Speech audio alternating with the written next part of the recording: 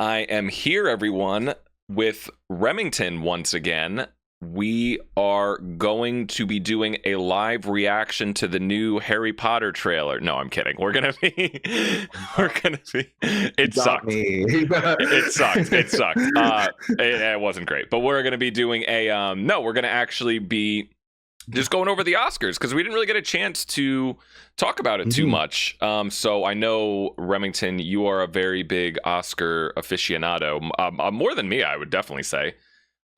So yeah, just overall, what did you think of the overall like show and winners, sir? What did you think of the season conclusion?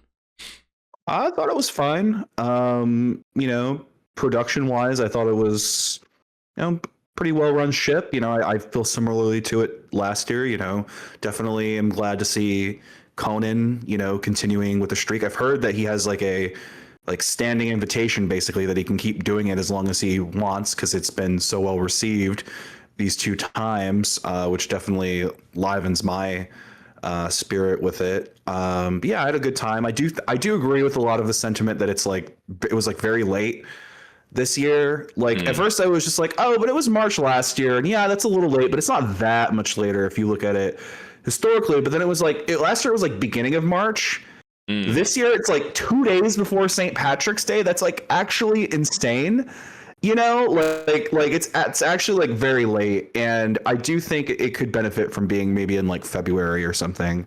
But other than that, yeah, I didn't really have any complaints production wise about stuff going on, other than the fact that they should give people more time for speeches and stuff. Like I felt really bad for that K-pop demon slayers lady who got her speech cut off, and because she's not like a big celebrity, she can't just like soapbox her way into forcing them not to cut to commercial, not to kick her off stage. And like it was so sad too, because like you could see like all of her people with her, like her co-writers, or like the people who are also fellow nominees, fellow winners of that award who share it with her, were all like, come on, please, no, let her finish what she has to say.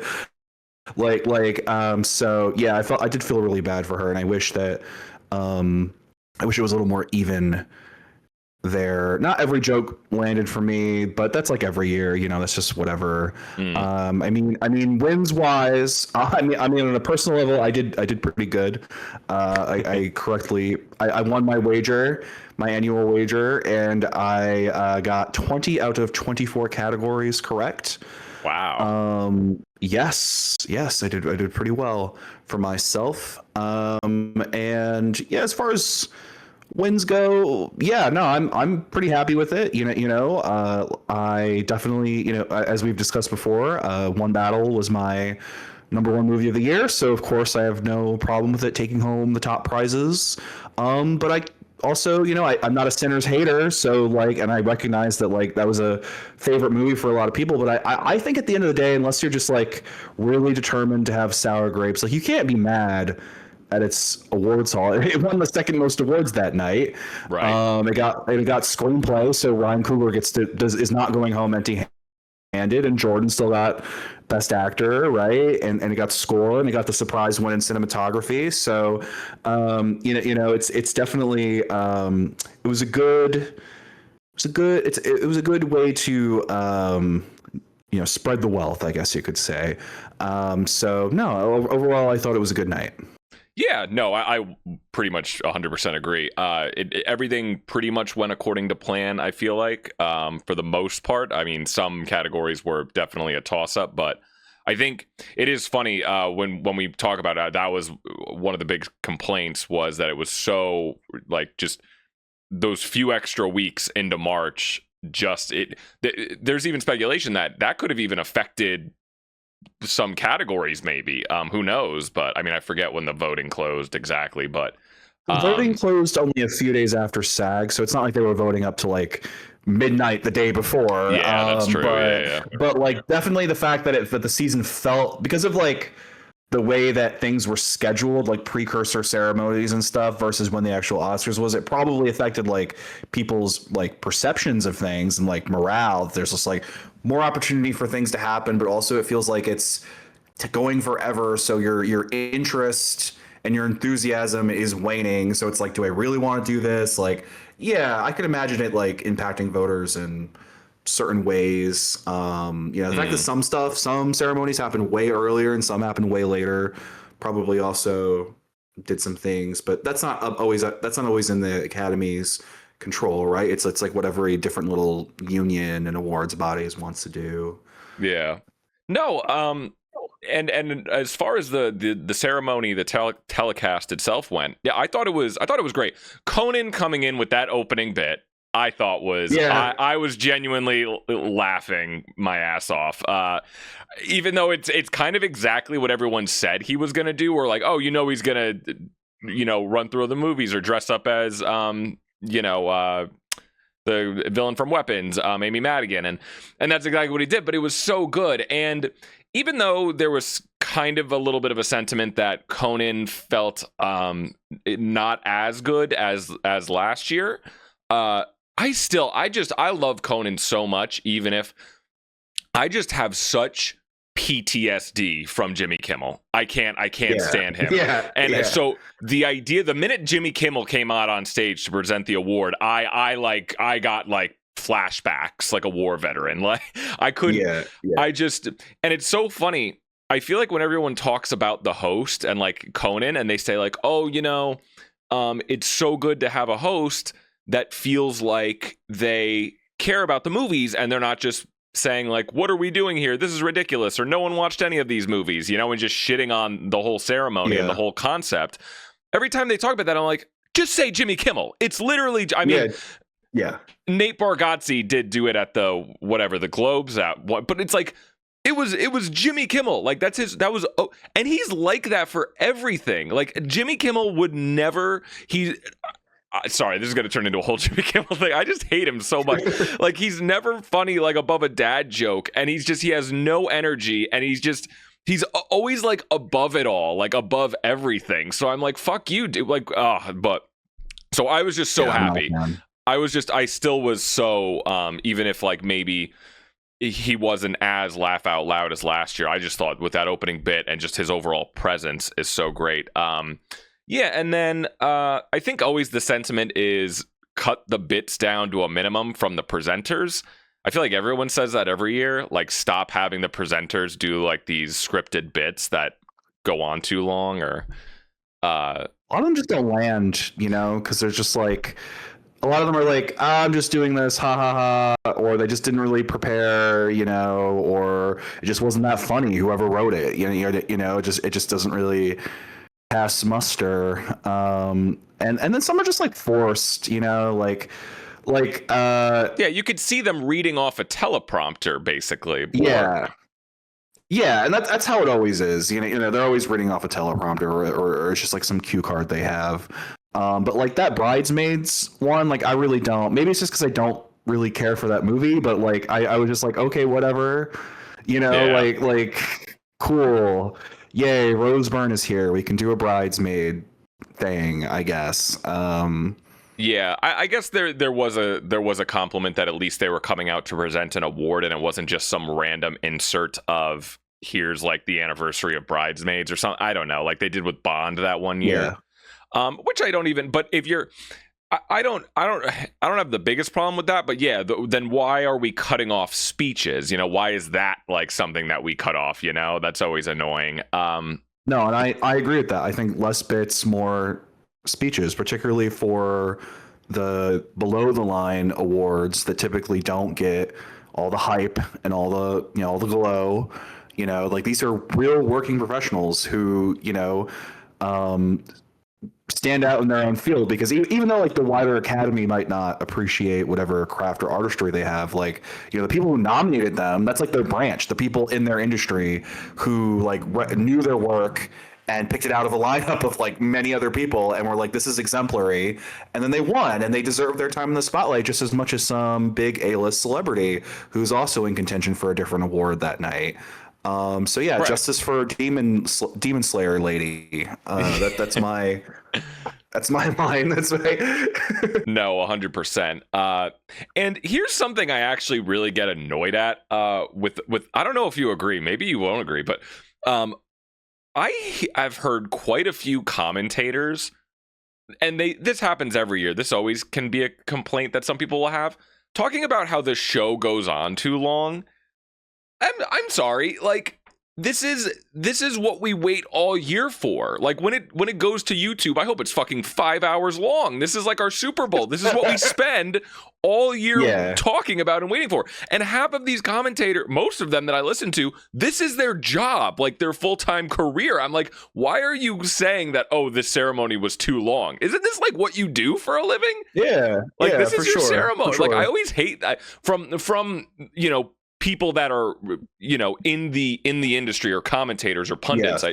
or podcasters, that do this. I just think, like, what isn't this like the whole thing? Why are you saying that it was Yeah. too long? Make it No, longer. it's like, yeah, Like you can't. I'm not usually one of the people who are like, it's too long. The only thing I'll say, not the people in the industry, because I agree they're probably being babies, but like a regular person, it's like you did put it on a Sunday and you are finishing like a little, like 11 p.m. for like a lot of people is a little late for a Sunday. Not me personally, but I can understand, Sure, like some people like that's like asking a little bit. but this is Like like I was this is at, the Super Bowl for us. yeah, no, and that's for me, it's fine because it's part it's the event, right? It's worth it, to see it through to the end, and it's not like we were there forever, but as a conscientious person, I guess I could say I was hosting my own, I arranged, let's put it that way, a Oscar watch party for some friends of mine. We were at this like this bar that does like a watch party. Oh wow. And I booked us a table, right? And they have like a trivia game going. But I was like the only like real diehard person there out of all of them. I effectively, like, I love them all because I effectively just dragged them there because like they'd maybe seen a handful of the movies. Like there were some people there who hadn't seen any of the movies, so they were effectively just there to give me moral support while I sweated over like how my bet was gonna go like the whole night. While like just doing whatever I said for the trivia because I was the only one that knew the answers. So like I was like, yeah, it pays to have friends, and I definitely felt bad that they had to wait there until like a quarter after 11 because like they're kind of just like, I'm happy if you're happy the whole night. You know what I'm saying? Like, Yeah. No, I get it. Yeah, I mean, honestly, it's true because I work the next day pretty much every day. Yeah. I usually just watch it at home by myself, or if there's anyone else around. But yeah. So anyway, yeah, let's just get into some of the awards one by one. So we'll start with actor in a leading role. That went to, I'm just going off of how the Academy website has it. Yeah. Sure. So Michael B. Jordan takes the win over Tim Cham. You had Michael B, right? You kind of snuffed that one out. Yes. That was one of the 20 that I got right. Yeah, I just went SAG for the acting categories, and it paid off. I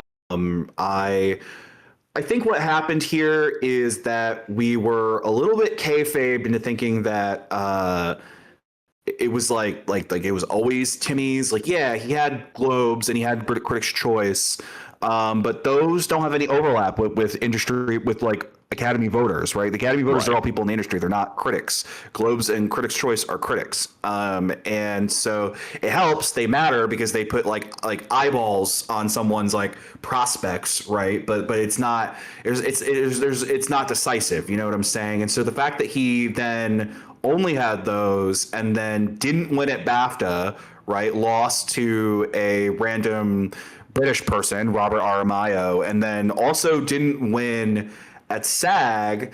It kind of indicated to me that he didn't have industry support for whatever reason. We don't have to get into the fucking ballet opera bullshit. I don't think that had any impact. That didn't go viral until after voting closed. But it's just that he didn't have industry support that I was aware of, that I could see, and that there is a history of the Academy making young male actors wait. Right? It's because of sexism. They award actresses earlier in their careers, but they tend to award male actors later in their careers because there's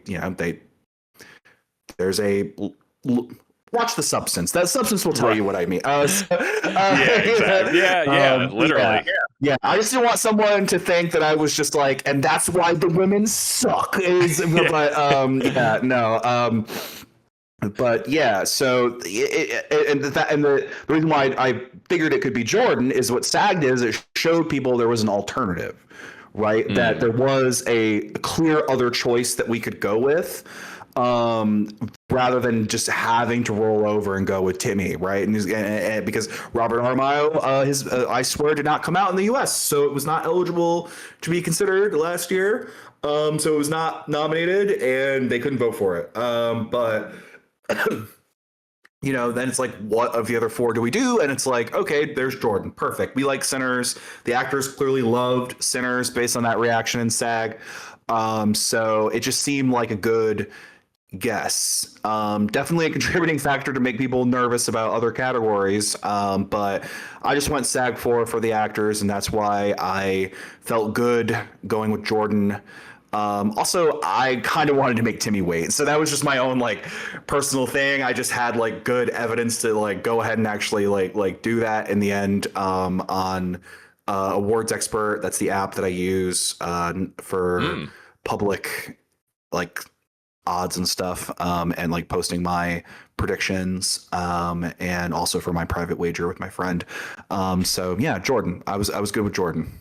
Yeah, no, I don't know why I still was sticking it out for Timmy, and I think part of it is I probably I think part of it was I kind of almost wanted him to win, even though again I didn't even really care for Marty Supreme that much, but I think it was mainly because I kind of wanted to see the speech. I'm thinking to myself, that speech has been in workshop for a year probably plus. Yeah. So I just was so curious to see what that moment would have been like. But I mean, yeah, I think it's totally deserving for Michael B. Jordan. Absolutely. I think Veteran actor.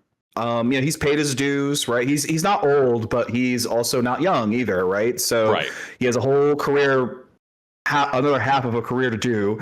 And I just know that he and Coogler are going to keep making great movies together, and it was just a good way to recognize him. I honestly think he should have been nominated for playing Killmonger in Black Panther. I think he was really good in that movie. Maybe, yeah. I mean, that was a great character. I won't argue that. I wonder. The question is, it was funny. I was listening to The Town with Matt Bellany the other day, and he said that they were doing like their kind of post Oscar like top five like. Top 5 stars under, I think it was under 50 or something like that they had. And I guess he polled like a bunch of producers, and from what they gathered was, and what he was saying was, Michael B was number one. Michael B. Jordan is like number one actor to get right now.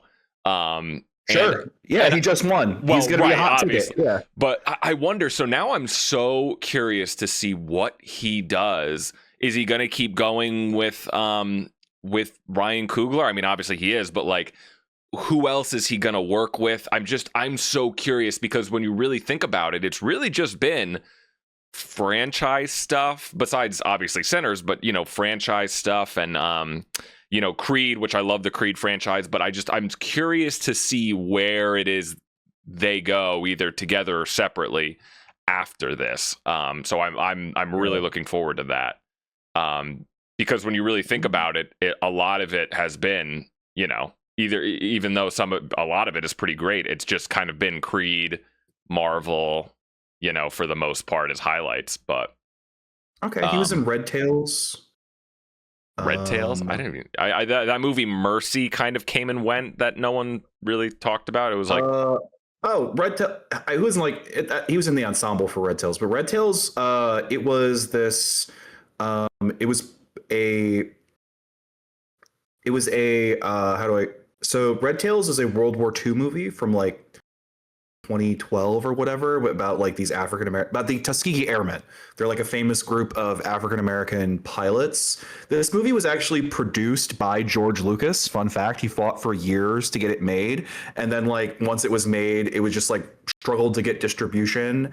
And Lucas is on record being like, yeah, because this had an all black cast, That's why it struggled to get distribution, and like he genuinely felt very pissed about it. But yeah, okay, I didn't know he was actually in the ensemble for Red Tails. But that's interesting. What else? Oh, he was in that shitty Fantastic Four movie. Oh my god. Well, that was way before. Yeah, he was in that HBO movie with Michael Shannon, Fahrenheit 451, the adaptation. No one really talked about that, but yeah, no, it's just gonna be interesting. But I'm looking forward to it. Not a cameo in Space Jam: A New Legacy. Oh God, I forgot. I memory held that so hard. But yeah, all right. So let's go to actor in a supporting role. So went to Sean Penn. This probably was the biggest one where I just had my arms thrown up and said, I just have no idea who this. I could have probably said in my head the tea leaves were kind of going towards Jordan, but in this category, I just had no idea. What'd you think of the Sean Penn win? Did you have him? Yes. Okay. I got 20 out of 24 right, Dan. Most of them are going to be like, yes, I did get this right. Sure, but I did get it right. Is that who you wanted? Who would have you voted for? Or who would I personally have voted for? Of those five, probably Stellan. If I had to pick, just because I really value him as an actor. Sure. And he just the kind of movies he does and what that would represent for him. He is also good in the movie. Like I think Jacob Elordi has a lot of time left to like do this again. He's a really good actor. And I think Sean Penn is really good in the movie. But he didn't need a third Oscar, as cool as it is. You know what I'm saying? Yeah. Melt it down into bullets. Yeah. So I think Delroy Window would have been cool. I personally like Delroy Window more in Da 5 Bloods than in Sinners, even though I think he is good in Sinners. I think I would have gone with Stellan Skarsgård if I was personally voting. But yes, I did get Sean Penn right. He had SAG and BAFTA. What more do you need to know? That's industry support right there. Yeah, you got you follow the precursors so much more than me. Where when I'm making, I obviously hear all of the precursors, who the winners are, but I don't really keep track that much. I kind of just go by like which way the wind is blowing, kind of. You got it down much more to a science, but yeah, I think gun to my head, I probably would have said it would have been Stellan too. Or at least just who I thought would have gotten it. Yeah, it is crazy that, yeah, they just really fucking love Sean Penn. I just thought to myself, they're going to give him a third one. I mean, and again, yeah, same favorite movie of the year. I'm not really complaining. And it's a great character.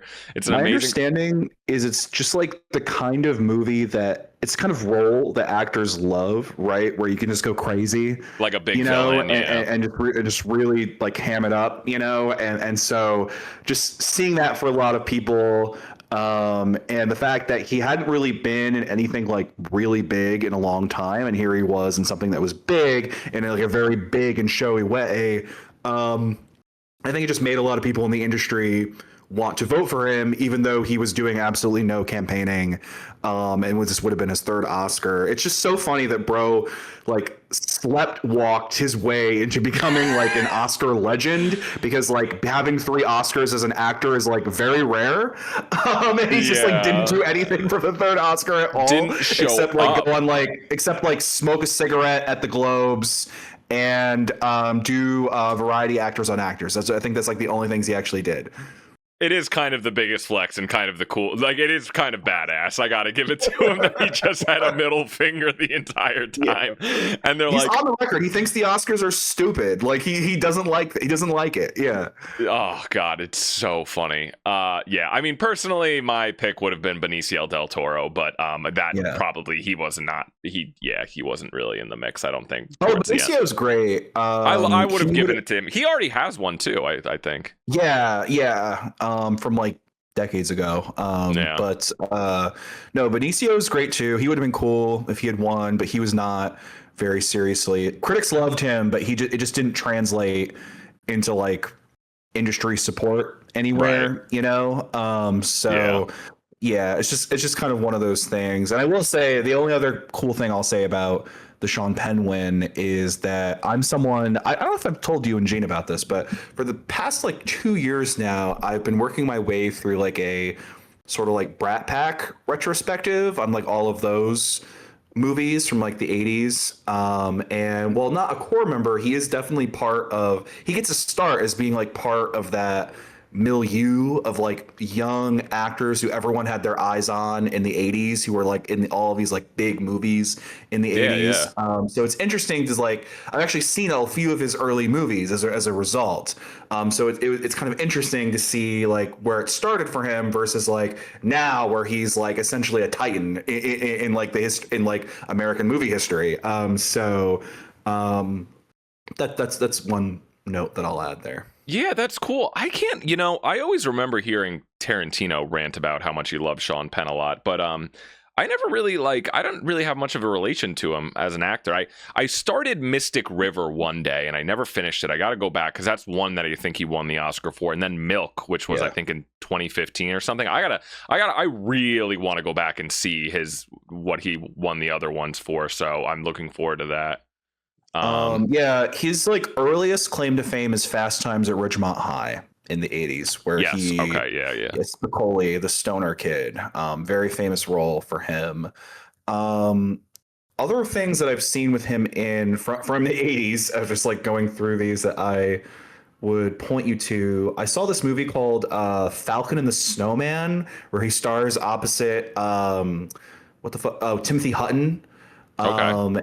Yes, it's a very weird little like Cold War movie where they're like childhood friends, and it's based on a real story where basically Timothy Hutton's character is like he gets a job working for, I can't remember if it's the CIA or the NSA, but Mhm. essentially he's working in the intelligence community, and he's just like a low level clerk or whatever, but as he's like going through things, he sees in the files and he begins to learn a bit about like all of the shady stuff that our government is up to overseas, and it offends him personally, like it offends his sense of like freedom and liberty and democracy, and so this motivates him to begin trying to find ways to spy for the Soviet Union in retaliation. So he enlists his childhood friend, played by Sean Penn,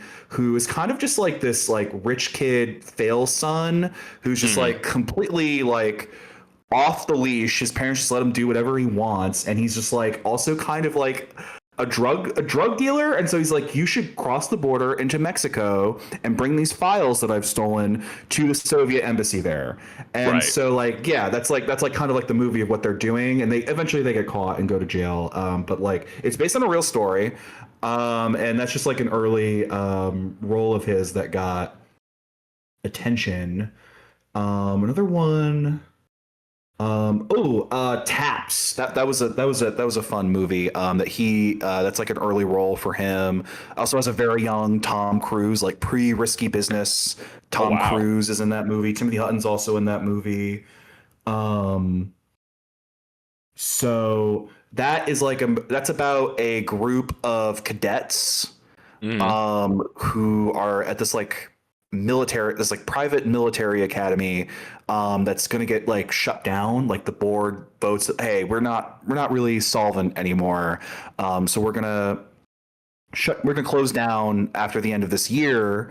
And basically the cadets like riot. They just like, no, we want to continue our school. So they like take over the school in like this misguided attempt at they think it's for like freedom or whatever. They're just like very soaked in like, the ideology and the orthodoxy of the military. So they Sure. like seize control of the school and are like literally pointing guns at people, and ends in like an armed standoff because like the cops try to like reassert control over the school, and people get hurt. Anyway, Sean Penn's like the cadet who's like, I don't know if I believe in this, and he's just like all moody and off in the corner. So that's like a fun one. Um, I'll let you know if I think of any others, but those are just the ones that come to top of mind of some of those like early roles that he did back in those days. Okay, cool. All right, yeah, let's go. Actress in a leading role. I mean, obviously, this is the one that was the most locked. Jessie Buckley for Hamnet.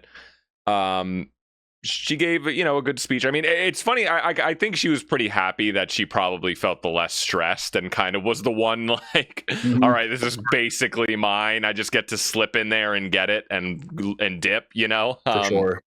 So, yeah, and I think it's pretty deserving. I mean, I've come to really, really love Jessie Buckley, even though I thought Hamnet was just fine. But yeah, it's funny. It really did. That whole movie really did kind of become the villain in a lot of ways. I feel like it was such a forced villain. Like, I don't think there's anything actually wrong with it. It really is like, it's like fine, and either it just worked for you or it didn't.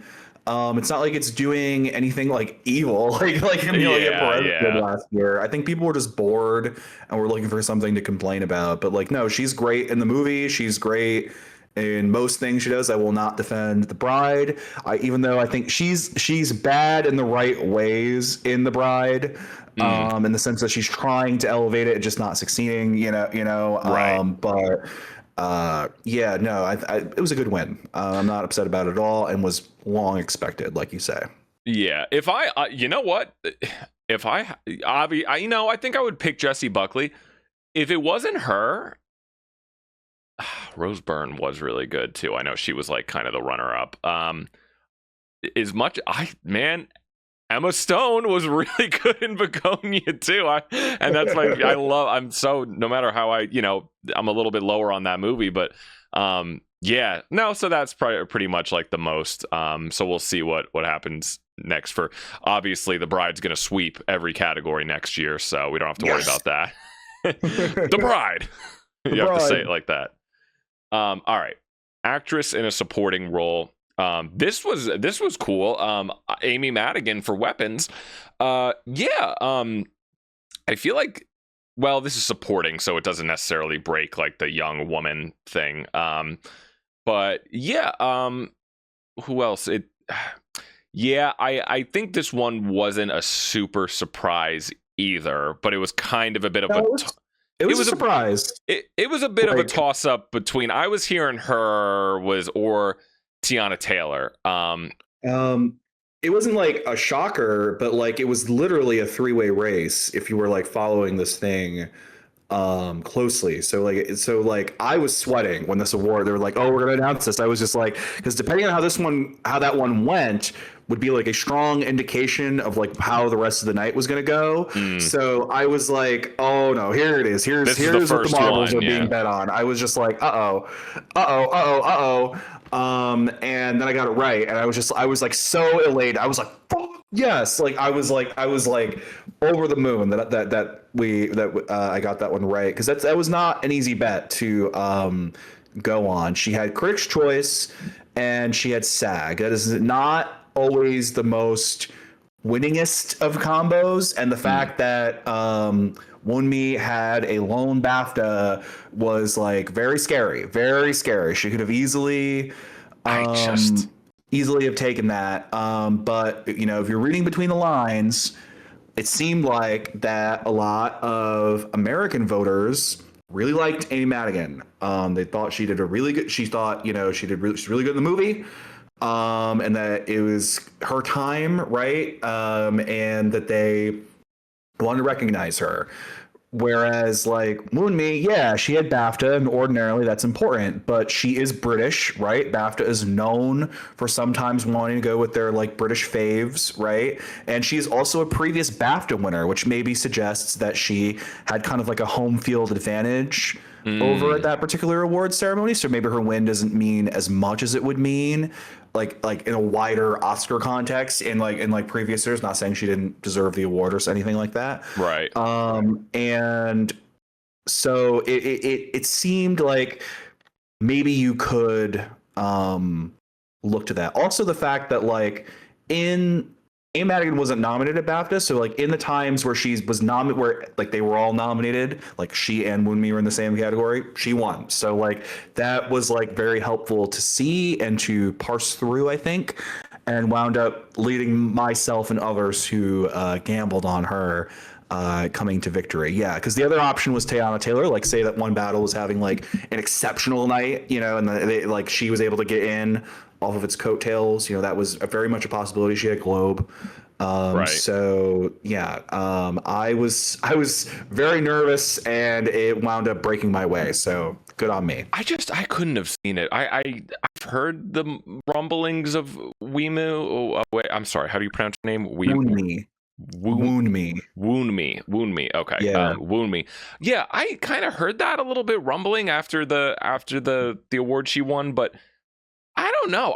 To be honest, if I'm being completely, I'm surprised she was even nominated for this. I didn't think like she had a huge. Not that she was bad. I just didn't think she had a huge role that much in Sinners. I mean, She's the moral center of the movie, dude. I kind of, yeah. It was such a tight race. I don't know. She was the only nominee that I kind of felt like, is she kind of just in this category because Sinners? I don't know. But that was the only. But either way, Amy Madigan, I was ecstatic because I loved Weapons It's a good win. I think we really do kind of like. I'm really giving the Academy credit like for the past couple of years because it's always so easy to bitch about the Academy and through COVID, and they've had a lot of shitty, but like I feel like they've done a pretty good shift in the last couple of years into like much cooler stuff, you know? Like 5 years ago, would Amy Madigan have been winning for a role like this? I don't think so, you know? Yeah, no, a big headline is like, I guess horror is here, right? With the Academy, right? Because Sinners is a horror movie, right? Yeah, Very yeah. much a horror movie. And, you know, 16 nominations, took home a raft of awards. So those awards plus Madigan's win in supporting actress. I would also add the makeup nomination for The Ugly Stepsister. That's a body horror movie. Yes, yeah. So definitely horror had a good night that night. Yeah. All right. Animated feature film. We have K-pop Demon Hunters, obviously the other like easiest lock of the night. Just they might as well have just not even announced the nominees. They might as well have just handed it to them and said to go home. Looking at this category, I don't think I saw any of the other nominees actually. Now that I look, Dan. I'm not Dan. gonna Do watch. better. I'm not watching Elio. I honestly would have probably watched Zootopia too. Arco was Come on, Dan. Arco. I actually probably would have watched. I don't. What is Little Amelia or the character of Rain? Little Amelie, or the character Amelie. of Rain. That's like a lot of people's like favorite, like amongst like letterbox people, cinephile types of the Okay. category. I will acknowledge it is good. However, I do think I haven't had the time to rewatch it. My experience watching that, I think I told you and Gene this story. My experience watching it was corrupted by the fact that during the screening, this movie is in French, right? Okay. And so we were watching it with subtitles. I'm just like in an AMC theater, and the whole time sitting next to me is like a dad and his two small children, who he clearly just took the children here because he was like, oh, animated movie, perfect. That's what I can take my kids to. Those kids don't speak French. They're Oh, little children, so they also don't read super well, right? jeez. So the whole movie, as soon as he realized that it was, you know, subtitled, instead of just like leaving and figuring out a different plan, he just spent the whole movie reading the subtitles to them. And then naturally, of course, because they're kids, they ask questions, so then he also has to stop and like explain what's happening, you know, to clarify things. And I'm just like, they're just talking the whole movie. And because it's just like he's trying to be a dad. Like, I feel like I couldn't even like say anything or yell at him. But it was just like, it just ruined the movie for me, kind of. But like, yeah, the animation's really good. And from when I try to separate that in my mind, I can see why people love this thing so much. But I should probably rewatch it to give it a fair shot. But yeah, that was not a good experience. That was, Yeah. No, it is, and even in this category, it is cool that we kind of this category is not just owned by Disney or Pixar anymore. I think yeah, that's really cool. Um, yeah. so what if they wanted to get really based, what they should have done, and they'll probably have to do this in the next couple of years. We got to start getting those actual anime movies in this category. I would have, Oh, if a lot what? of them aren't good, dude. Like they're not good, Dude, I thought Demon Slayer was good, the movie. No, That no, no, no, no. animation was really, I was really impressed by it. It's Like, the as a tone is Demon just, Slayer, as a Demon Slayer fan, yeah, it's satisfying. Is it a good film? Like, no, they're all like they're not good. extensions of the show. I get it, but I don't know. Yes. I would love to see like a true blue anime film win this award. But yeah, I don't know. Maybe eventually. That's my only comment on this season for this category. But all right. I don't know if you have any comments on any of the short categories. Obviously we that was crazy. We had a tie. Yeah, that was a lot. That was actually funny because like my compatriot and I, who have the wager, we were like, how do we judge this one? How do we? Yeah. We had to The have like a Conan quick even made a chat. joke. Yeah. Yeah, we had to have like a quick chat about how we wanted to like score that in our running tally. But yeah, since like basically, I blanked, I think, in that category. But we gave my friend half a point for getting. I should explain. So the way we do it is you pick what you think is winning, and then you also have a number 2 and a number 3 slot. And if you called one of the if the winner is one of those 3, you get like a point value based on like which order in the ranking it was. So you get 1 point if your number 1 was right, half point if your number 2 is right, quarter point if your number 3 was right, nothing if it's the other 2. Mhm. And so because it was a tie, what we said is that since like my friend did not have the other one of the ties in their 3, they didn't get a point for that one, but they got a half point because they guessed the other tie winner. Mhm. And then I took a quarter point because I think that was like my third or something. So yeah, it's a little convoluted when there's a tie introduced, but it makes sense most of the time. It's pretty easy to keep track and score. But the reason we do it this way is that there's a little bit of strategy, I think, in playing a spread, just to think about like contingencies and what's most likely and what could happen. Yeah. So yeah, that's just how we play. Nice. Yeah, I mean, I don't really have many comments on any of the short categories. That was like 1 out of 3 in the shorts. So Yeah, so I don't I really only have got one right. yeah, I don't really have too much to say. Only thing I will everyone was giving Camille so much credit for, oh, he handled that so well. He knew they tipped him off ahead of time. I even heard someone say that they heard from like a producer that yeah, they tipped him off, like he knew that it was going to be a tie. Cuz Maybe. everyone was like, oh, like literally, I mean, which was fine. Like, yeah, but everyone was like, oh, he knew how to do that exactly on the fly, like tell everyone what to do. And they were like, oh, he should host next year. And I'm like, oh, it's whatever. Yeah, no. I was thinking about it. Yeah, now that you say it's like, of course they told him what to say. Yeah. Like, he's not going to know what the correct procedure is when there's a tie that you're supposed to like call one person up and then call the other person up. Like, he's not going to intuitively know that. Like, Yeah. yeah.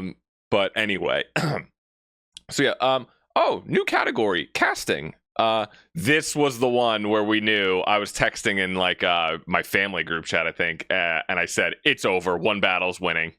Yes, This was no. the one. This was the one where Yes, we. because all the handicappers had sinners. So the fact that that went to one battle was an early sign. It's like, oh, okay, one battle is not in trouble. Like that's a good sign. They picked one up. And so yeah, that was for me personally, since I was even though I got that one wrong because I said it was going to be sinners, it was still a good sign for everything else for me to come when I saw that one go the way it did. Yeah, it's going to be interesting to see where this category goes and like what ends up kind of shaping it.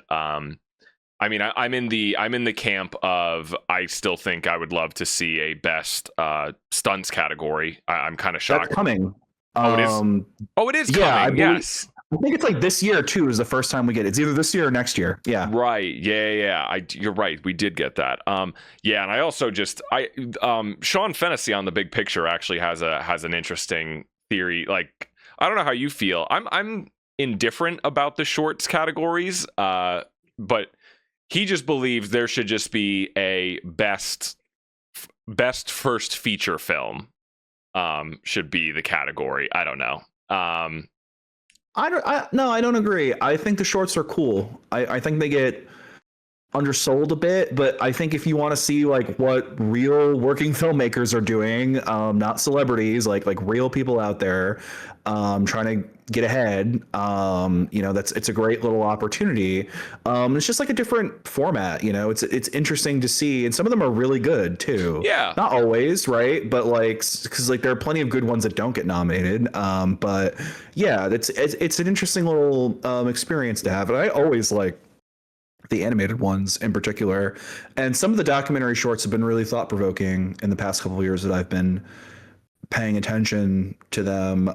So I like that we get to see the shorts, but I guess maybe a best first feature would be a good way to make sure that it's not just like, this doesn't always happen, but like, yeah, no shame to Wes Anderson because I don't think he was trying to make this happen, but like, in theory, the category should not be the case that like a veteran filmmaker with his own like cult following can just go Right. in and win that category. That's not how it's supposed to work. And in fact, I think he knew that's not how it's supposed to work, which is why he didn't show up to accept the award. Yeah, it's That would have been a weird way to like accept your first Oscar as like an already established. Yeah. Yeah. So No, I don't disagree. I actually, every time I do end up just happen to watch some of the shorts in a year, I do end up really enjoying like just, yeah, like you said, just the experience of what, like just checking out like a little short film is really cool. But yeah, okay. Cinematography.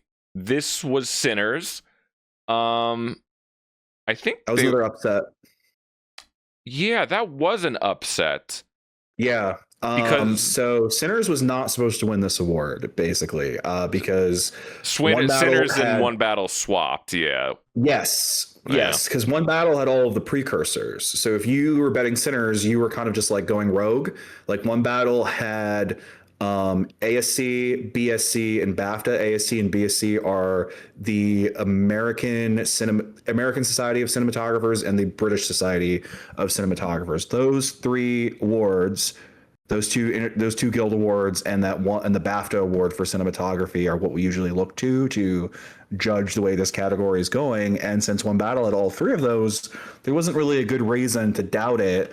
I would be interested to see how handicappers go forward in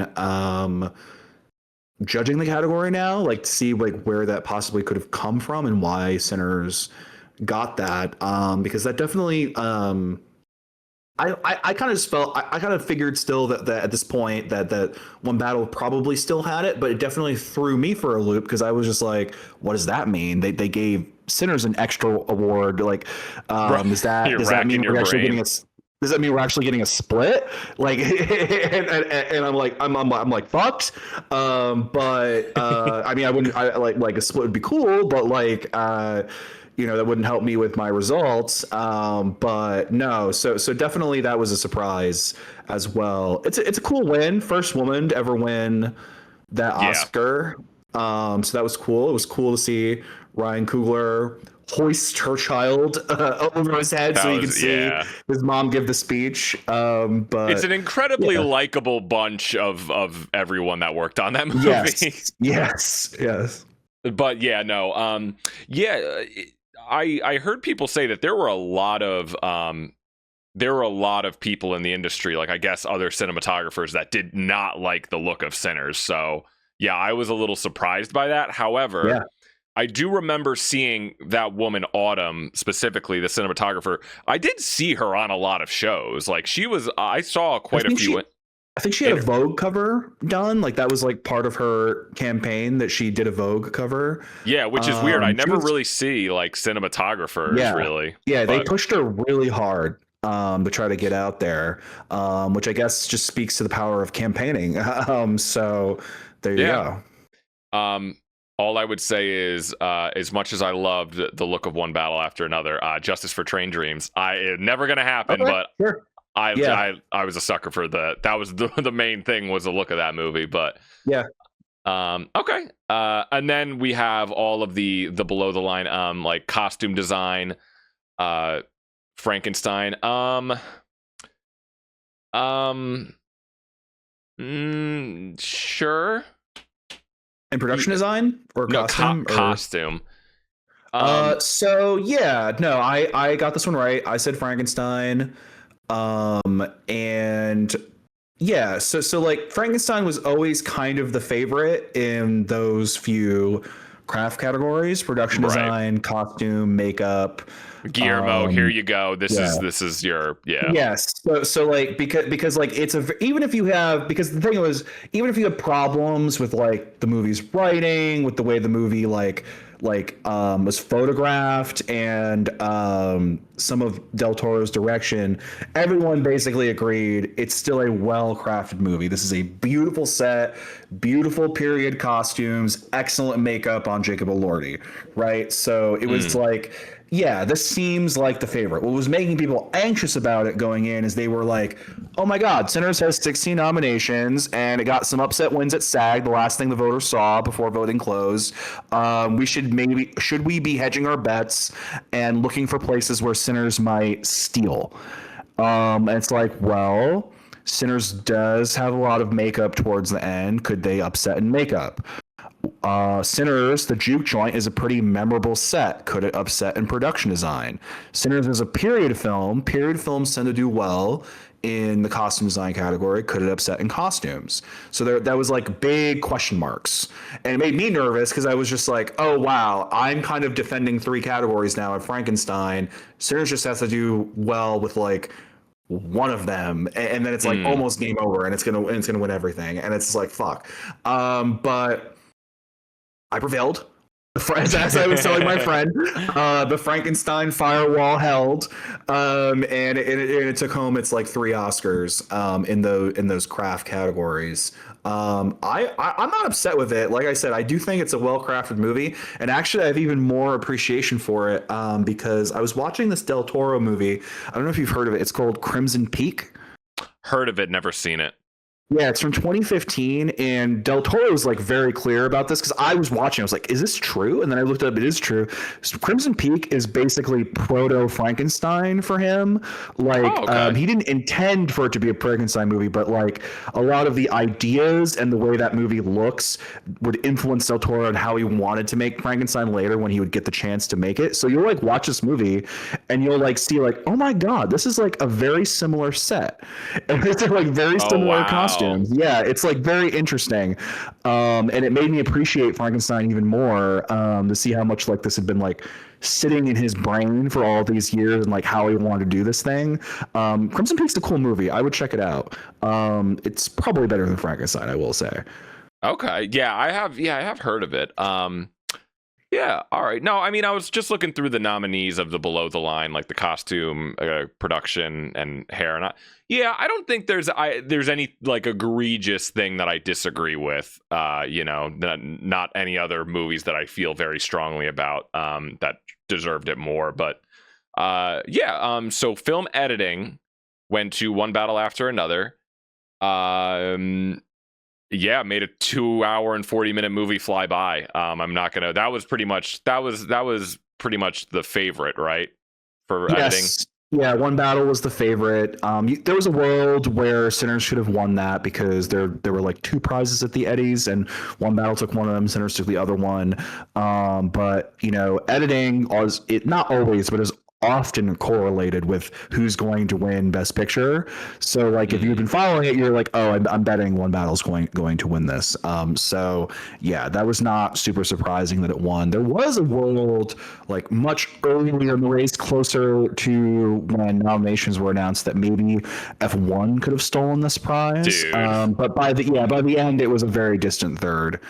It had some precursors, basically. I know. I'm staring at F1 in this category, and I'm just thinking, okay, this is a real offender of, oh, we just have a pool of 10 movies from Best Picture that we're just going to sprinkle in categories for no reason. There's a pretty strong correlation between results in sound and results in editing. Because True. there is some overlap and skill there.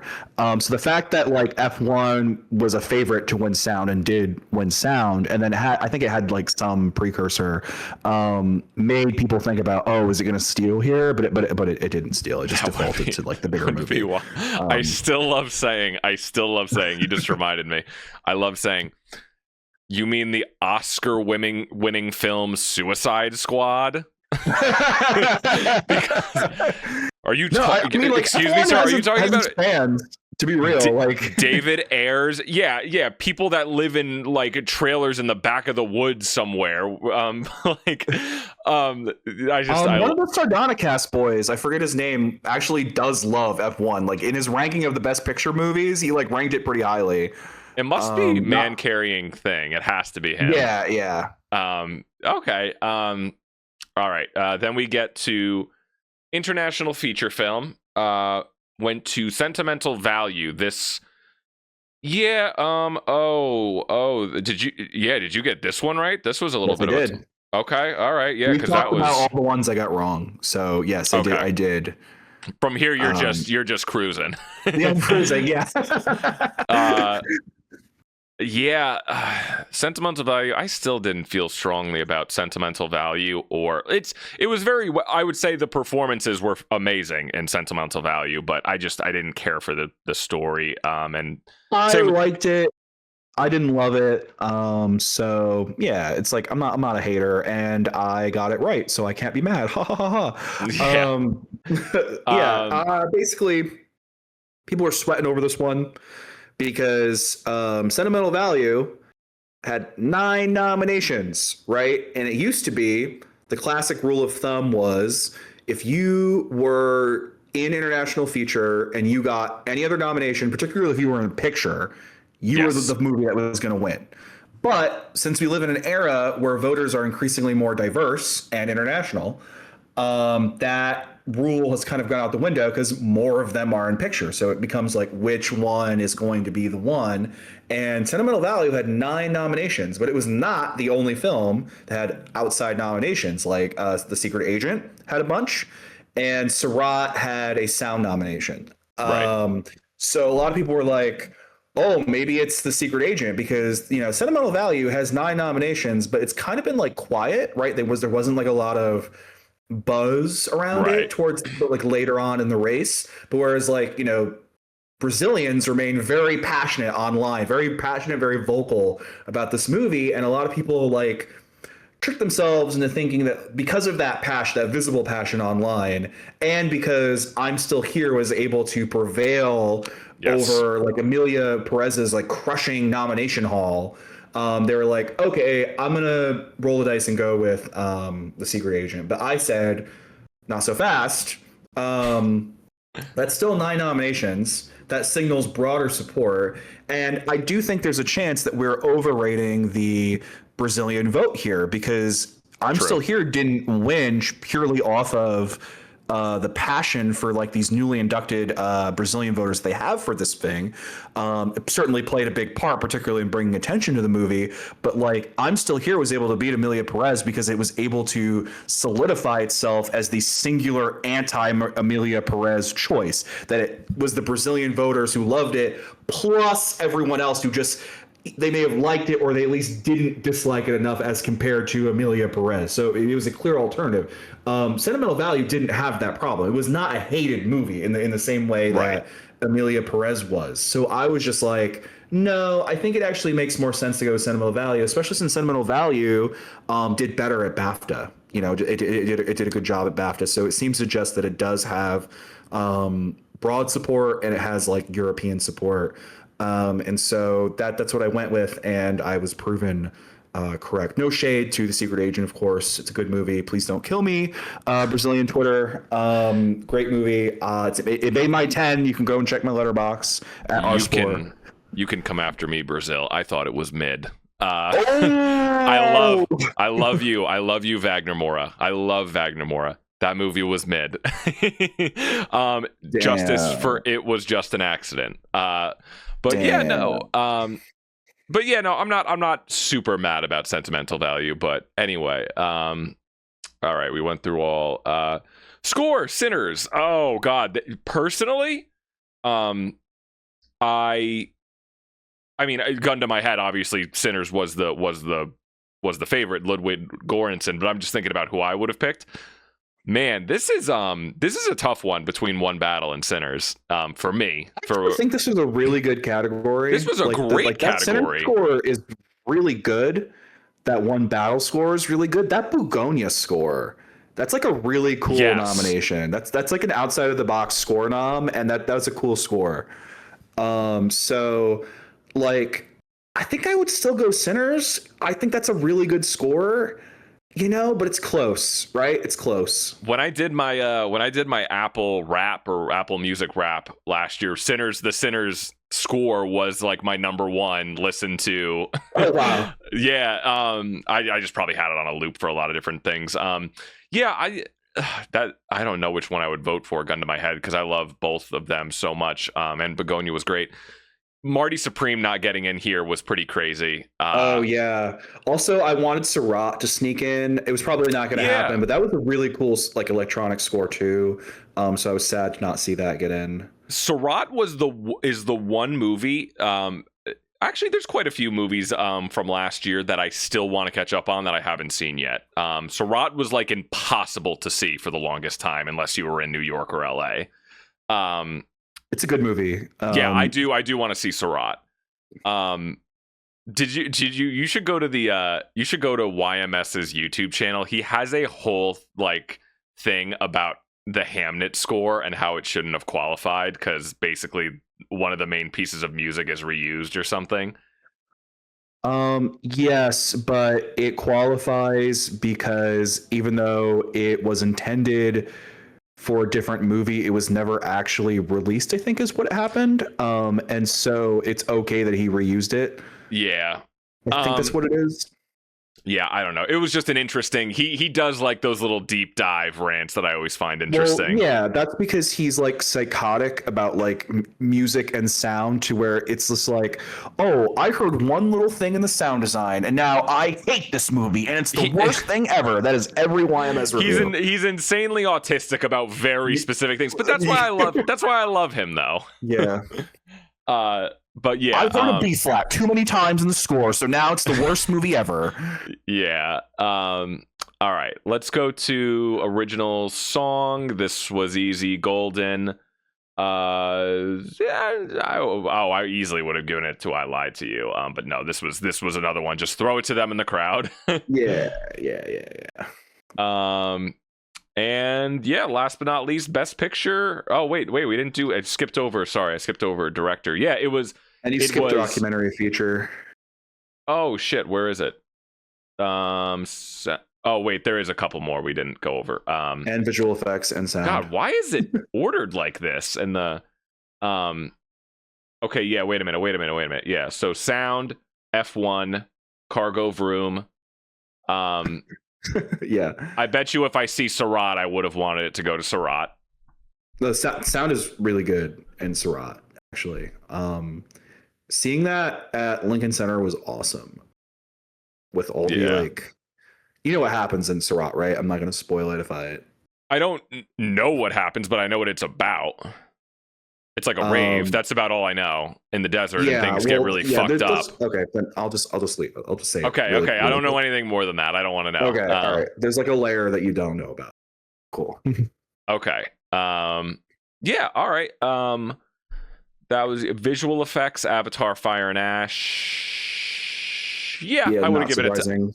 I would have given it to them though. I still would have. I still, no matter what I felt about it. Yeah, same. What did we skip? We have original screenplay, Sinners, that was expected. And adapted was One Battle. Yeah. Not gonna argue with any of these. You froze. What'd you say? Oh, I just the screenplays. Oh, yes, the screenplays. Yeah, that's about what you'd expect, right? Like perfect down the middle, like. And even like, would I have picked anything else personally? No, not really. Blue Moon would have been cool. I was looking at Blue Moon thinking, oh, that would have been cool to give it to them. Yeah. I was hoping Sorry Baby would get nominated, but that didn't happen. So yeah, woulda, coulda, shoulda. Was the biggest you and I talked about that actually in person when you were up here. That is the biggest movie of the year that I just thought, don't understand the hype for this at all. Yeah, you gotta get out of here. Oh man, that was one that I was just not on board with. But yeah, open your heart. I know. I'm so jaded. You're just like, triggered HR employee, triggered. That did piss me off. You can cut that out so I don't dox you or anything, but like. Oh no, it's fine. All right, what's did we do? Oh, documentary feature. This was an upset, wasn't it? Yes. Yeah, did I called it correctly, so ha ha ha. Oh really? Wow. Yes, I did. Wow, okay.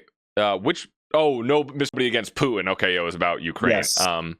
So Conventional Wisdom was Perfect Neighbor. Right. Yeah. But, Netflix. Yes.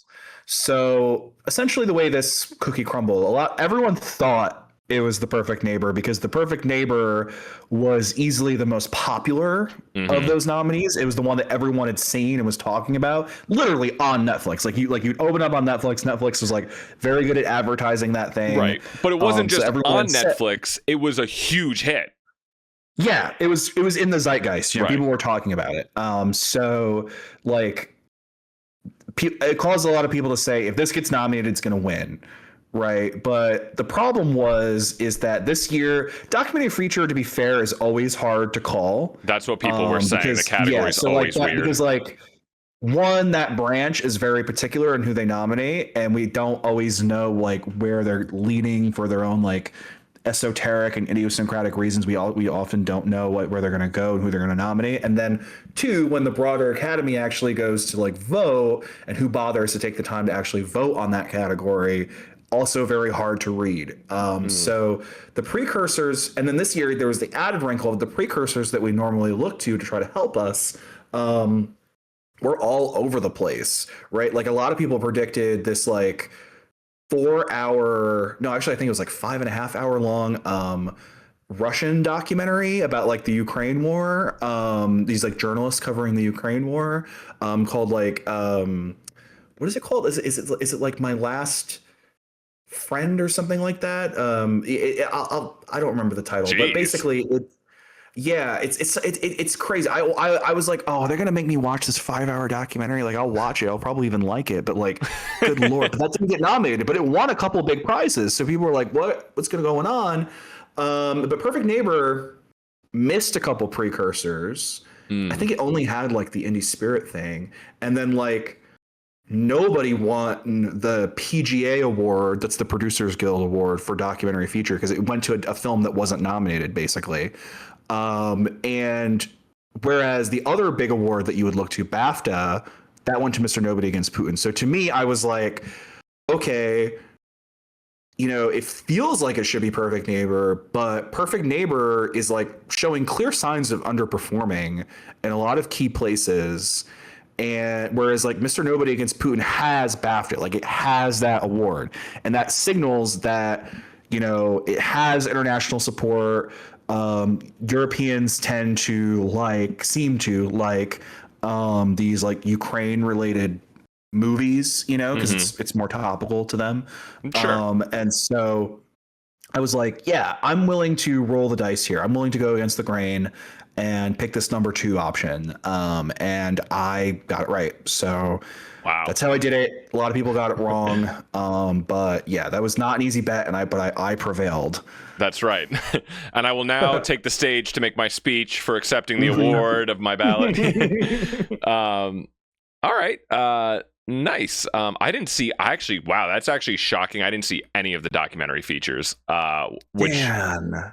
I just, you know what? I Perfect Neighbor is on Netflix right now. I didn't even see Perfect Neighbor. I don't know. It just, yeah. I don't know. I was a little off with certain things this year. I just didn't. I don't know. Anyway. I mean, yeah. I always miss some stuff for sure, but.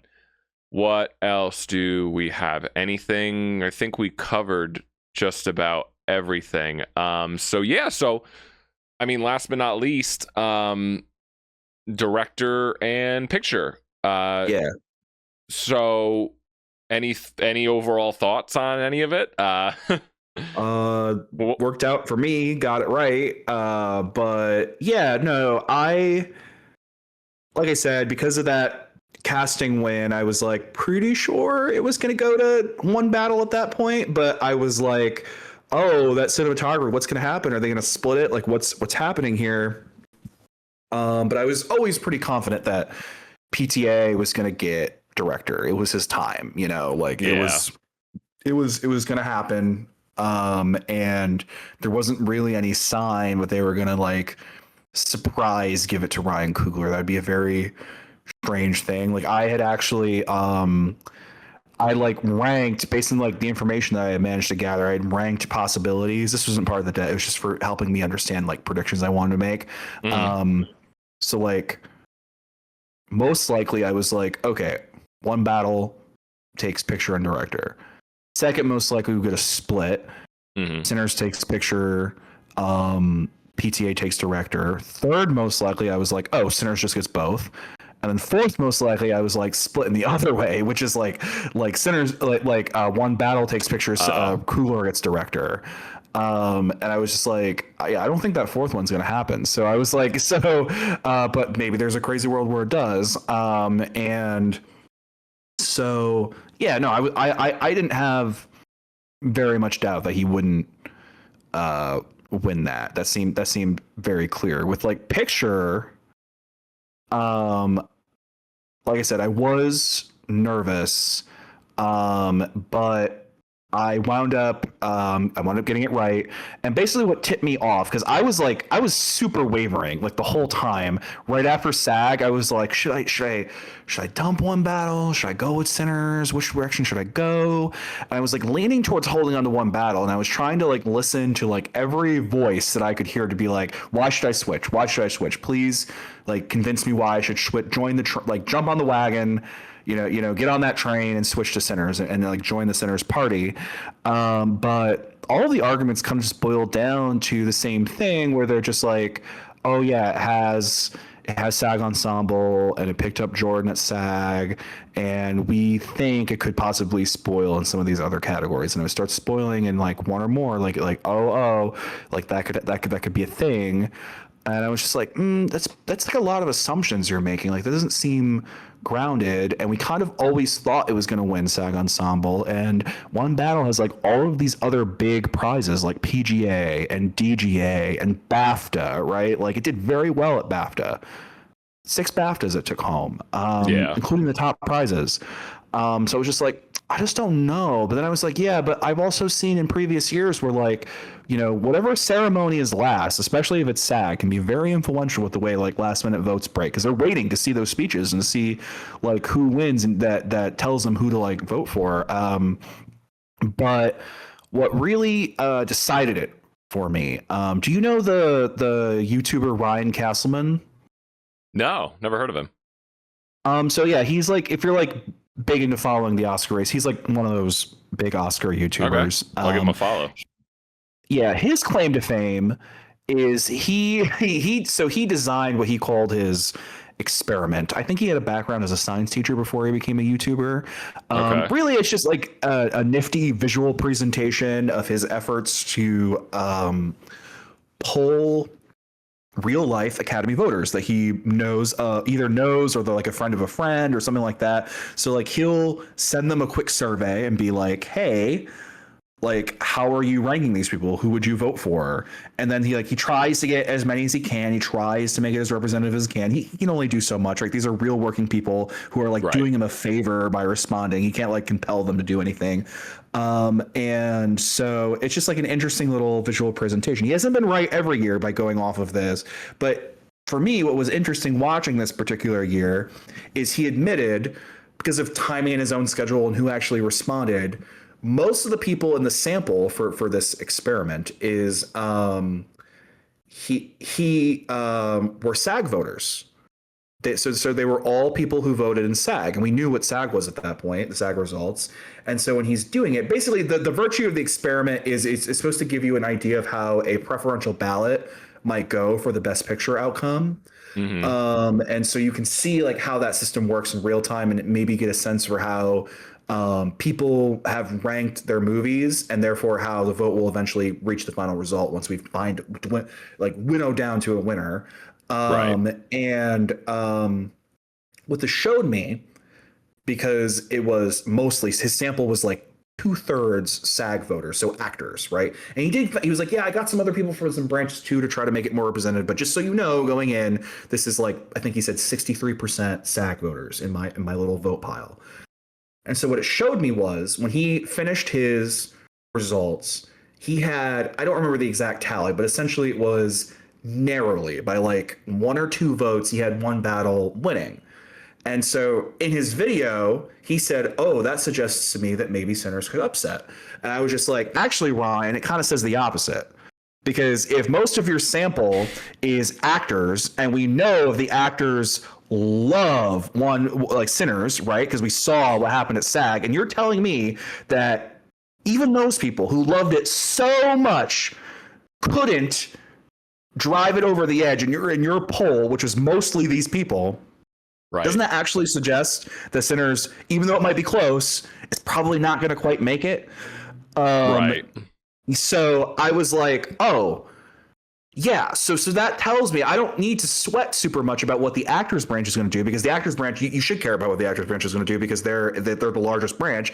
But if I know that, yes, they love Sinners and might turn out for Sinners, but it's probably not going to be enough tip the edge, I have to figure out what the other people are going to do. And if you take his poll seriously, he tried to like reach out to their branches. Okay, maybe that also contributes to a slight one battle victory. The big question mark is, because these are all like LA people he's talking to, what is the international vote going to do? How does that seem to be splitting? Like in the preferential system, once their international things are gone, where do they go? Where does it seem like they might go? One battle or Sinners? Well, if you go and look, One Battle won the Comedy Globe. Globes, yeah, it doesn't have any industry voters, but it is an international body, and that might give you an idea of how people in the international movie space are thinking about these films. Then, if you look at the other body that we can look at how international voters might be thinking, BAFTA, right? Very, very British, very European. Well, One Battle took home 6 BAFTAs there, including the top prize. So I was just like, oh, it seems to me when presented with the two options, international voters seem to favor One Battle. So I think what's going to happen is that American voters are going to be mostly split with a slight, ever so slight tilt towards One Battle. And international voters are going to break for One Battle, and that's going to make One Battle the winner. It'll be a close result, but that is what's going to happen. And so that's what persuaded me to hold on in like the final hours and do what others were like not daring to do, because a lot of them were caving and being like, no, we have to do Sinners, it has the momentum, we have to do it. And I'm just like, no. I'm like Oscar Express said, like a close number two is still a number two, right? And that's just what Sinners was to me. And so like, yeah, like shout out to Ryan Castleman. His results definitely influenced me in how to make some of those like final bets. And so yeah, I was able to call that correctly. Okay, nice. Yeah, I just gave him a follow. Mhm. Yeah, it's funny. I think it was for your consideration, Jeff Snyder, Perry Nemiroff, and Scott Mans. I think they weren't too sure. I think they collectively went with Sinners at the last minute. They did in a lot of things, and also they went with Stellan in supporting. Yeah, I watched their predictions. I was just like, okay, you're gonna get a lot wrong. You're gonna eat shit, guys. Okay, and then I think Sean Fennessy and Amanda Dobbins on the Big Picture, I think they ended up going one battle, but they were so unsure. But I think they stuck to one battle. And then it was really funny. I was really like thinking, oh my God, is this actually going to be Sinners? And then it was that week. I don't know. Are you familiar with Blank Check with Griffin and David? You probably talked about it, but I'm not like super in-depth.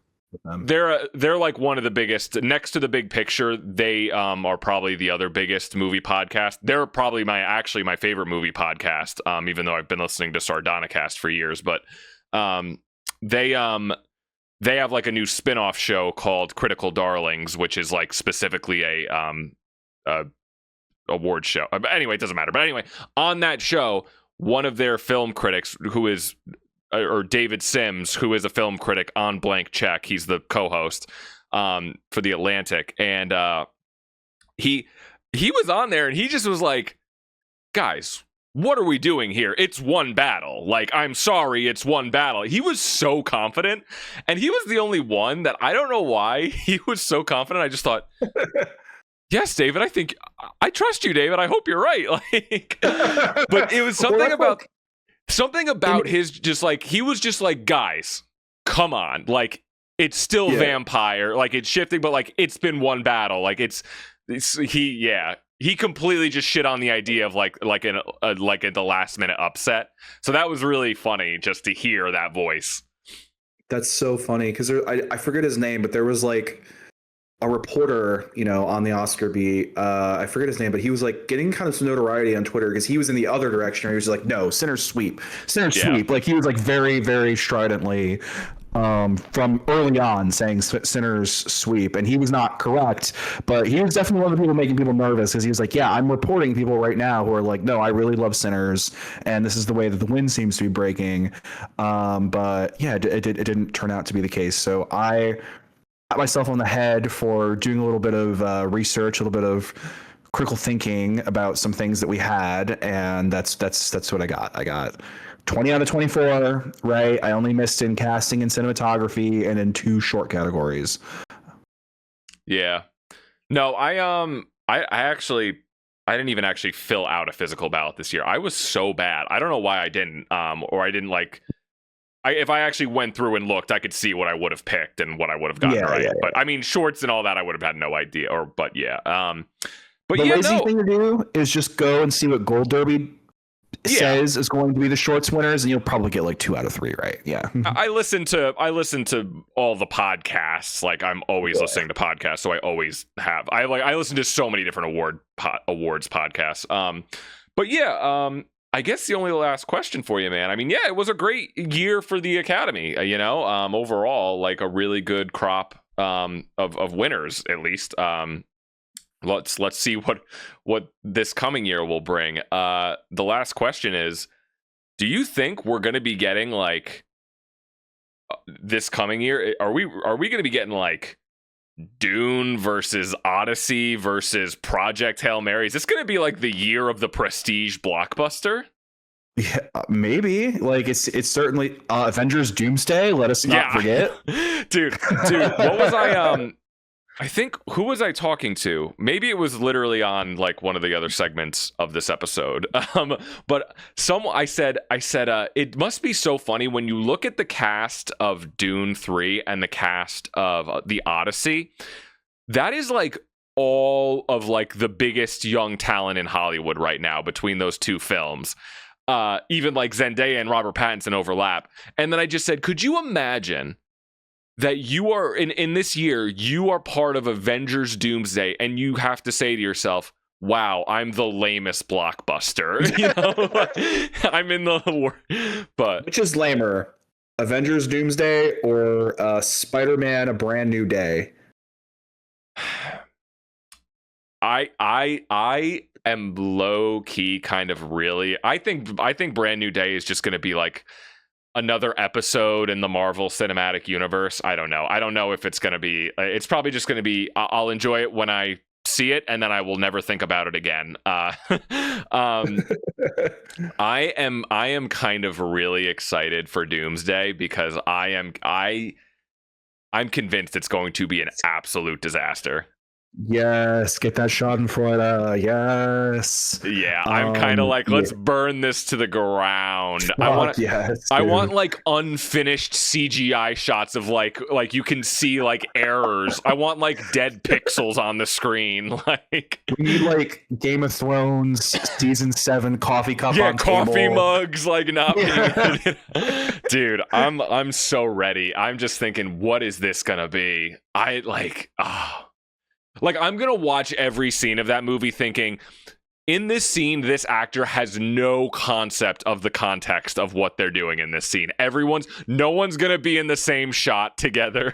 Yeah, it's gonna be awful. But yeah, I don't know. It definitely like seems to be the year of the blockbuster this year with all those major titles coming out or have come out in the case of Project Hail Mary. Project Hail Mary seems like an early front runner. We don't know. Obviously, it's very early. We don't know how these things go, but we have seen films that have been released early who have gone on to do well. Everything Everywhere All at Once. You know, Dune Part 2, right? Like Sinners. We just saw Sinners. Sinners was like a March or April release, I want to say. So yeah, it's not impossible. I feel like The Odyssey is going to be like easily one of the hottest things this year, right? Christopher Nolan is a brand in of himself, arguably like the top filmmaker of the 21st century, not necessarily in terms of quality, but just like reputation and like broad appeal, you know, like the fact that he had like so many movies in that remember when the New York Times did that like top 100 films of like the 21st century, and the fact that he had like so many movies both in the critics list and in the audience poll suggests that like he's kind of like, just as like Steven Spielberg was like the big guy of like the latter half of the 20th century, like Christopher Nolan's the big guy of like this first half of the 21st century. In a lot of ways, he really is like the new Spielberg for like this generation, because anyone that I know that is probably like not into movies at all, or maybe just on like the most base level, they know the name Christopher Nolan. Like, it's crazy because they know the Dark Knight movies. They know Inception. They might know Memento as like a weird thing they saw in English class one day, right? Yeah. Like they probably remember Dunkirk or Interstellar, right? Like Interstellar's a big one, yeah. Yeah, so like he's very much a household name, and the fact that he's like adapting a very well-known classic is just I think that's going to be like a very hot movie. Even if it doesn't win Best Picture, like I think that's a pretty easy nomination. The Academy is probably going to want to welcome him back after only a couple years after his big win with Oppenheimer. So yeah, that seems like a really hot movie that's going to come out. Dune Part 3, you know, it's probably going to get... It's probably Return of the King. I doubt. I don't think it's going to happen. I think that they're going to be like, you know, it's going to get the Dune Part 2 treatment, which, you know, was very well liked. And I think Dune Part 2 is better than the first Dune. But it did way worse in nomination hauls by the end. You know what I'm saying? Yeah. So like, I think, you know, Lord of the Rings is like an isolated incident, and the fact that those were like 3 movies made at the same time really are just one movie, and it kind of was able to go consecutive years, so you're building hype, and then just Yeah. crescendoed with the last one. That was like its own unique phenomenon. I don't know that's going to happen, but who knows? Maybe they'll really love this thing and they'll think it's like amazing, and Timmy can be back for round three I was just as gonna Paul say, oh Atreides. boy, and he can tank the entire thing. Dressing up as sandworms and stuff. Oh man, it's gonna rock. I'm so ready for Dune Part 3. You dude, have that no trailer, idea. that trailer rocked. That trailer Yeah. rocked. I gotta ask, not to get onto it because I already have in the same episode. I have a whole other segment. Project Hail Mary. I'm sorry. I mean, obviously it's making a shit ton of money. I wouldn't be surprised if later in the year this is one of those movies that kind of falls to the wayside. I don't know. Like I said, Did you like it? seemed What'd you think of it? I'm not too far apart from you in terms of like feeling on it. Like I was kind of like, yeah, I'm having a fun time with it, but like, like it feels like very one dimensional and like Very I don't Marvel, know. quippy. Yeah, I don't know if the flashbacks always work, and like, yeah, the jokes are like either funny or they're not. Well, not unfunny, but just like, okay, well, okay, I see what you're doing there. So it's kind of like, yeah, to me that movie is like The Martian but less compelling, and it's like Interstellar but less profound. I think it's I like, think the score was really good in Project Hail Mary, but I think the score was also doing a lot of the heavy lifting for like the emotional, like, yeah. So I'm yeah, not like a hater, but I'm not like wowed as like a lot of people seem to be. yeah.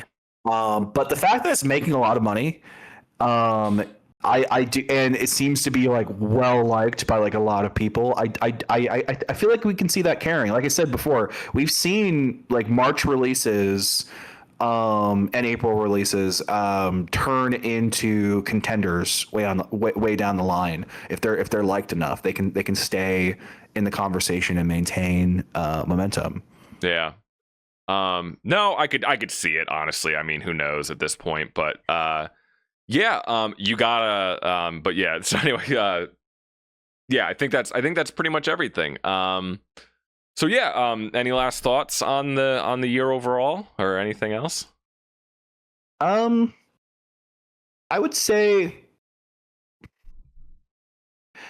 it's funny because I think like a good chunk of the year I felt like very, very down on like the output of movies, I did as well. because there were like very few because there were like not a lot of movies that I felt were like in the in between zone where it was like, yeah, I liked them, but maybe I wasn't like all in on them. And then those are the types of movies that like grow on me as I get towards the end of the year. And then it's like, oh yeah, now I have like a real good, rich set of things that I can draw on and say that I liked. It was just like a lot of slop or maybe like a handful of things that are really good. Um, and that's kind of how I felt for a good chunk of the year, especially since there weren't like a lot of like Sundance movies that got picked up for distribution until like way late, and that's usually where a lot of Yeah. those movies come from. Those are like the interesting little indies and dramas that we get. Yeah, there But wasn't like a lot of like there wasn't a lot of like little indie gems that you just hear people talk yeah, about and you get on yeah, streaming or like yeah, it was like EFIS. Like usually we in 2024 I felt like we got like 10 EFISs. But yeah. That's exactly what I mean. yeah, Exactly. Yeah, that's exactly what I mean here. Or even something like I Saw the TV Glow, right? Like right, that was yeah. like a big hit, for film goers of a certain persuasion, that also go to see A24 movies.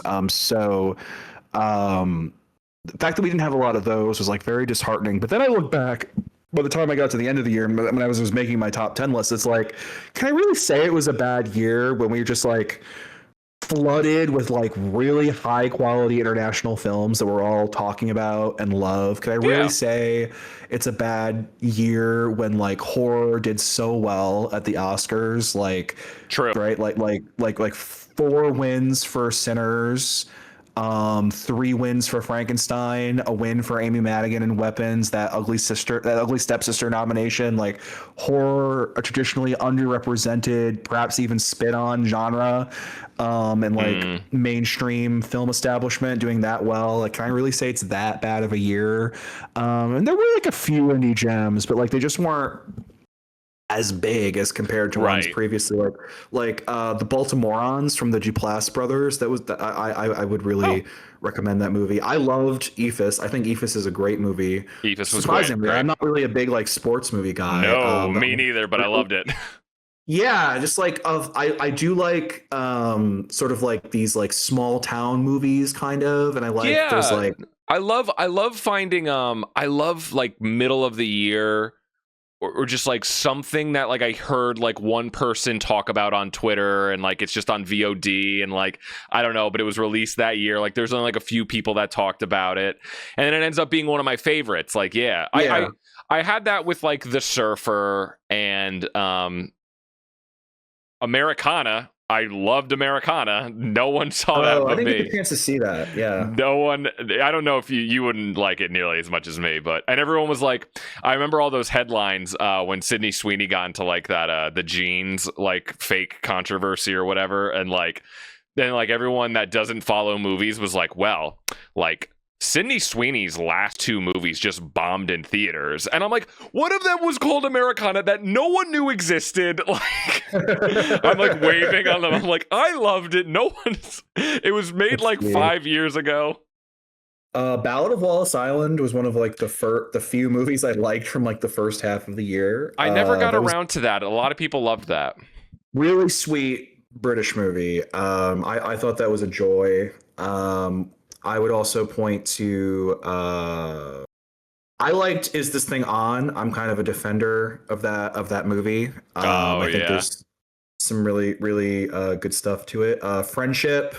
I'm a Tim Robinson stand. I will boost Friendship. I don't think it's like amazing, but you're I not. I think there's mean, it still like had a lot of good stuff. fans. Yeah. Kristen Stewart's directorial debut, The Chronology of Water. Oh, I A didn't little get. It's a little pretentious, but honestly, she gets a performance out of Jim Belushi in that film, which is one of my favorite performances of the entire year. Like Really. he's only like the middle part of the movie, but he is so good, and it fits just so well with the themes of the movie. And the movie is just like it's like very artistic and interesting. Like I would recommend it. Like it's not perfect, but I would definitely recommend that, and I do have that in my honorable mentions. Yeah. This was a weird one. I wanted actually. There's like little weird ones that like not that like my favorite. Did you see? You might have seen this. Like the Legend of Ochi. Yeah, I saw that. The little like it was kind of a little bit of Yeah. a baby Yoda rip off, but like I kind of somehow really clicked with that movie, and I thought it was Really? very sweet and kind of really unique in like a tone way. Like It's okay. it was really interesting, and like I walked out of the theater. Of course, I was like the only one in the theater, and then like no one talked about like no, and then like do you ever get that experience? Oh, did I You lose froze you? again. Yeah, Yeah, you froze. but I walked out of the theater like that no one was in. Or did you free and I'm here. I walked out of the theater that no one was in, and I just get that like no one talked about it. Do you ever like see a movie like that and you just think, did I just imagine that movie? Like, does that movie actually not exist? Like I swear I saw the A24 logo, but Yeah, uh yeah. No, like I liked the puppetry, but the actual movie was kind of for me. sure. Um Um, what they else? were Oh, so I mentioned before The Carpenter's Son. I thought that was a really good oh, I can't believe little I horror missed. movie. I'm going to catch up with that, yeah. Yeah, I was really impressed with that. I thought it was Oh, going to be so bad, and it wasn't. I was just like, oh no. dude, that's so But cool. an international film that didn't get nominated, but it was. I think it was on the short list. Maybe I'm mistaken. Either way, it was submitted by the Philippines. Magellan, starring Okay. what's his name? Gael. Yeah, The I'm not gonna Latino know. actor. It's like Gael Bernal Garcia, I want to say his name is. Okay. He's one of the E2. Gene would know him. He's one of the E2 Mama Tambien boys. Gael Garcia Bernal. Okay, I switched the names, but yeah, that's his name. Yeah, he is Magellan. It's like it's like a historical epic, but it's shot more just like an art house picture. So it's like kind of slow cinema, Hmm. and like it's like doing something different with like the cinematography, but it's like this very slow paced recounting of his failed circumnavigation of the world, basically, and what he wound up, how he lost his life eventually at the hands of the native peoples in the Philippines. And I thought that was a very interesting film. Wow. So I would recommend that. That was the Philippines' official submission to the Oscars. Oh, I saw a documentary called Black News: Terms and Conditions. Very experimental, very I don't even know how to describe it. Just look it up for yourself. Just very interesting time in the theater when I saw that.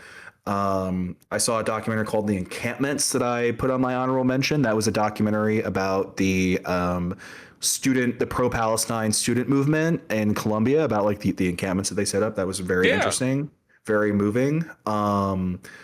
I also put on there an Indian movie, Sister Midnight.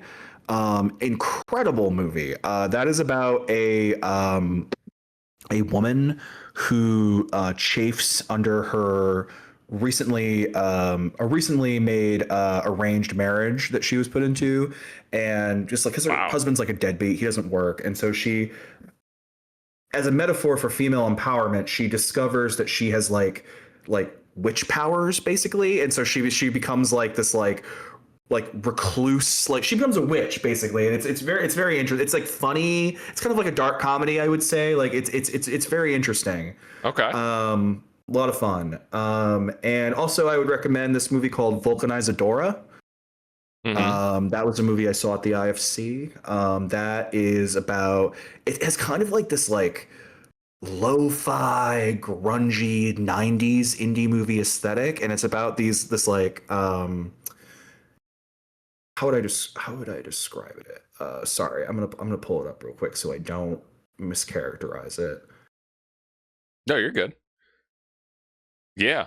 A lot of a lot of Um, different little things out there.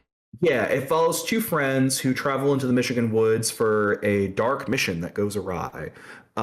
Basically, it's, I don't think it's spoils too much if I say it's like it's a botched joint suicide attempt that like they go into the woods to kill themselves. One of them winds up living, so he has to just kind of like deal with that Oh, that I it might didn't have work out. actually Yeah, heard of this actually. yeah, yeah. Okay. Wow. Um, cool movie. Okay. Nice. Well, all right, man. Yeah. Um, well, thanks for coming on. I appreciate it. It was a good year. Um, we're gonna have you on more often. Whenever I don't know, whenever the next big thing is that we're both gonna be interested in. Sure, sure. Yeah, no, I'm always happy to come on and hang out for a bit. Yeah. Oh, and I always do this. Sorry, because where can the people find you? Yes, you can find me at Angrier Every Day on Twitter, or as they say, X, the Everything app. Fuck Elon Musk. But yeah, you can find me over there at everything at Angrier Every Day, because aren't we all? And you can go and see me talk about politics and movies over there. And you can also find me on Letterboxd at R Spore. I think I'm currently at 129 logs for the year. So Wow. you Jesus. can follow me on my odyssey of achieving cinephile mastery to be the very best, like no one ever was. Exactly. All right. Thank you.